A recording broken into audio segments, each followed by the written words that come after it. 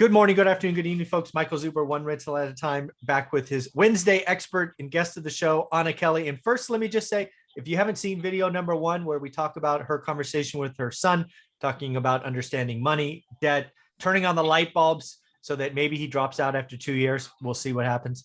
But Anna, I bet that was a fun conversation. Oh, it was the best. I've got lots of goals. We all do, right? But to me, the most important thing is really, if we're developing money, we need and we have a responsibility to teach our kids how to handle it wisely and how to do things better and easier than we did, right? It's why we do this show, because we want to pour into others. So being able to know that I'm pouring into my son, he's willing to kind of start receiving and being able to build a legacy and teach him, the wise use of money.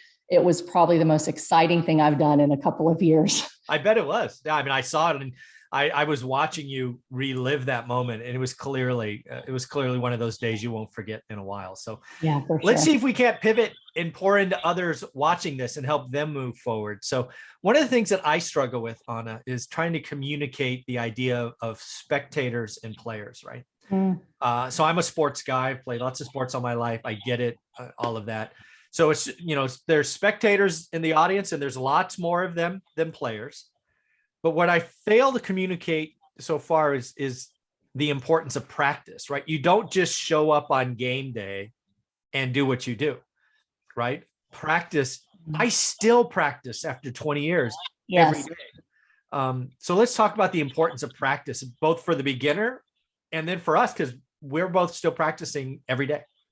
Absolutely. Yeah. I think the difference in a spectator and a player is night and day, right? And then becoming a star player from being just an average player is night and day too. So, there's a lot of people that really, they listen to us. They look at blog posts, they read books, and they're like, I'd love to do that. I want to do that. I'm going to do that. And they listen to all kinds of stuff.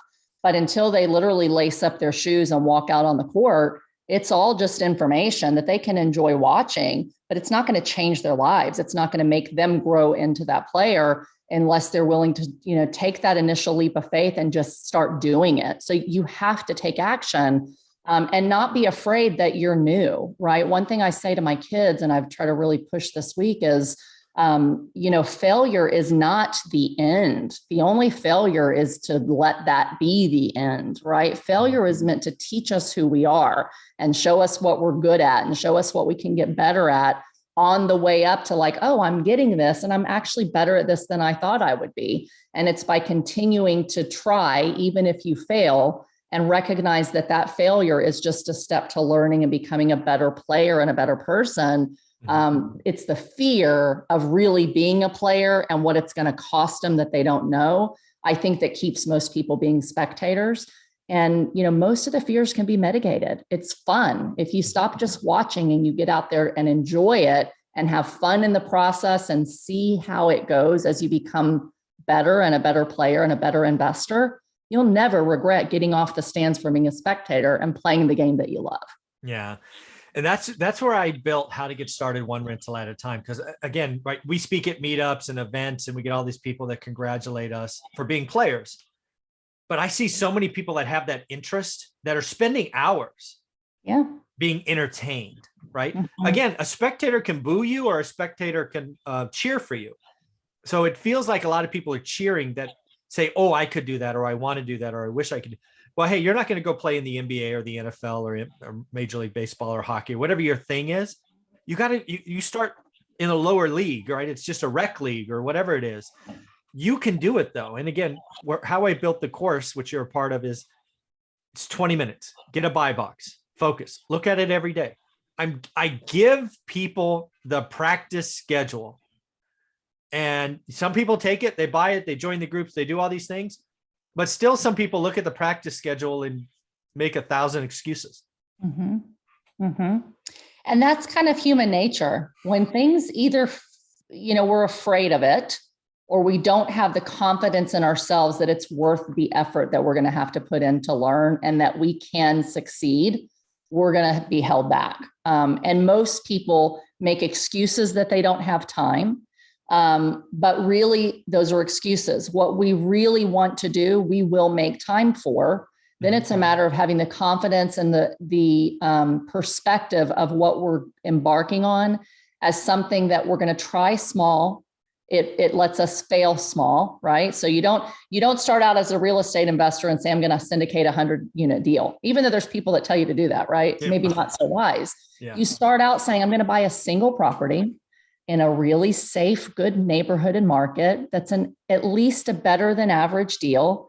And I'm going to figure it out. You buy it, you find a tenant, you put them in there. And if you need more help and you find that I'm not a good player when it comes to property management, you hire a property management company.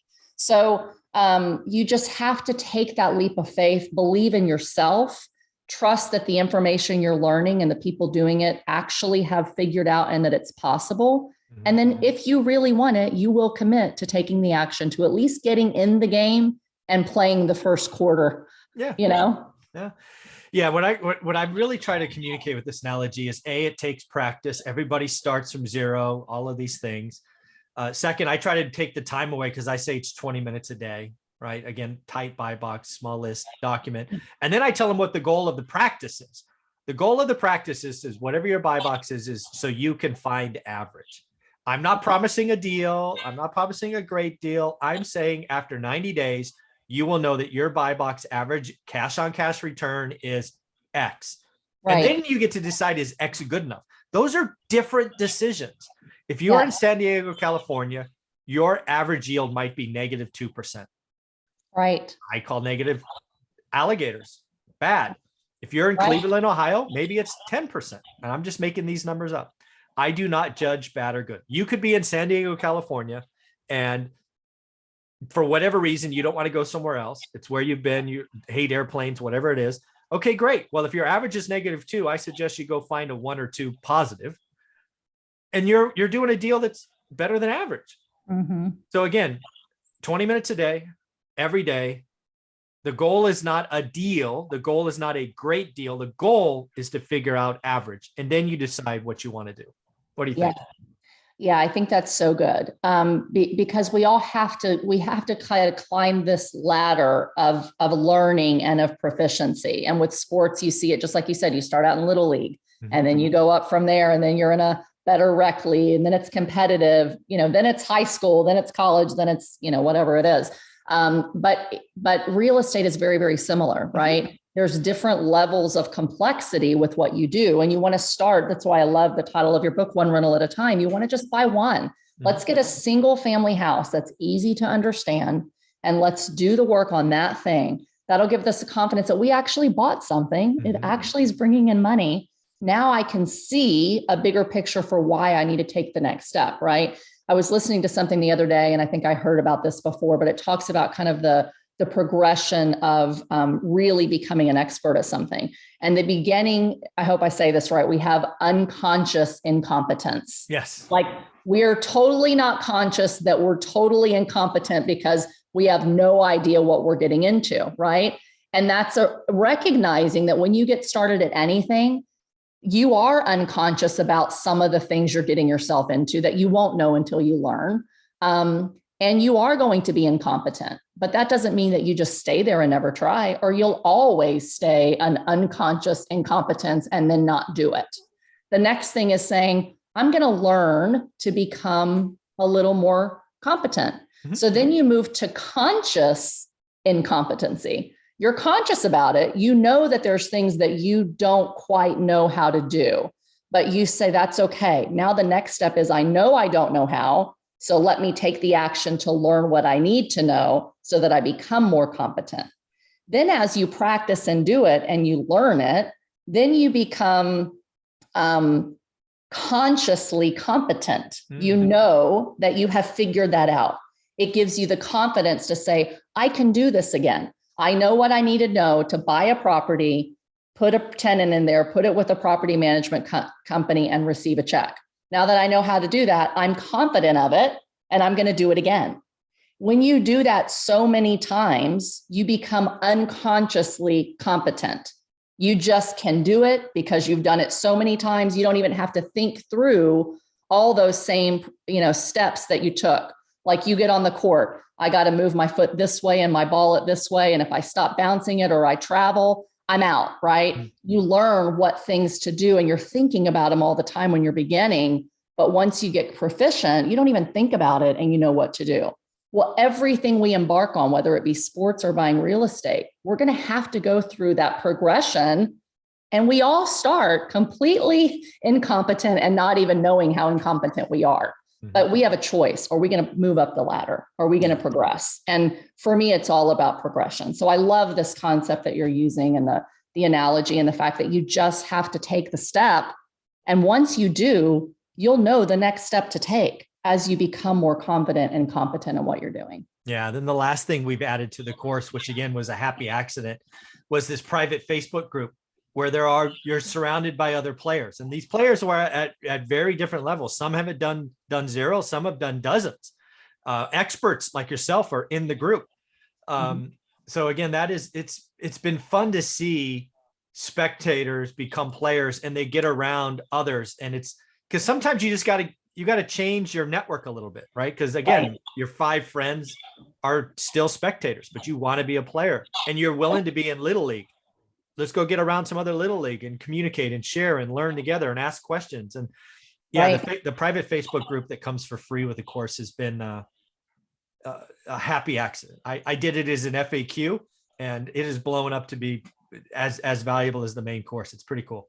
That's awesome. Yeah, we have to elevate our network and who we're around if we want to learn something. If I want to learn how to play, basketball, I'm not going to go hang out with Tiger Woods and hang out with golf players because I want to be taught how to, do basketball. And, I think it might've been Jim Rohn that said, you're the average of the 5 people you spend the most time with, the allusion to the 5 people.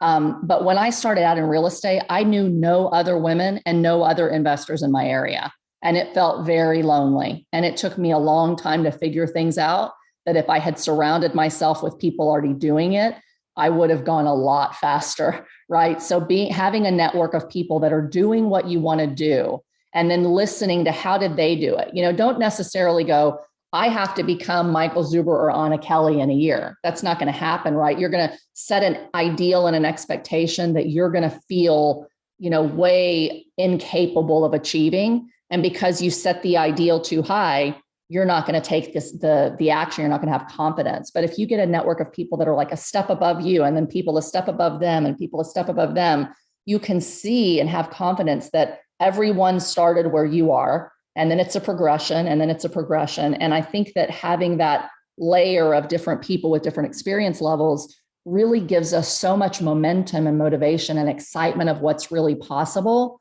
instead of getting in our heads and saying, this is too hard. Everyone's saying I shouldn't do this. Like, they've got more people saying, do it, and you're going to grow and you're going to do better. It's really important. Yeah, it's awesome. Yeah, getting around other people that are players as well was something that I didn't do for 5 years, right? Again, I was a busy guy, all full of excuses. I should have, I should have grown my network, and I certainly would be bigger today if I had a better network those first 5 years. Yeah. So true. So true. Crazy. So Anna, how can people find you? Great. Every Wednesday here on One Rental at a Time and on my playlist. You can find me on social media, Anna Kelly, REI Mom. My website for coaching and consulting is reimom.com. And if you're interested in large passive investments in multifamily and you're an accredited investor, you can follow me at greaterpurposecapital.com. That's awesome. Thanks, Anna. Thank you.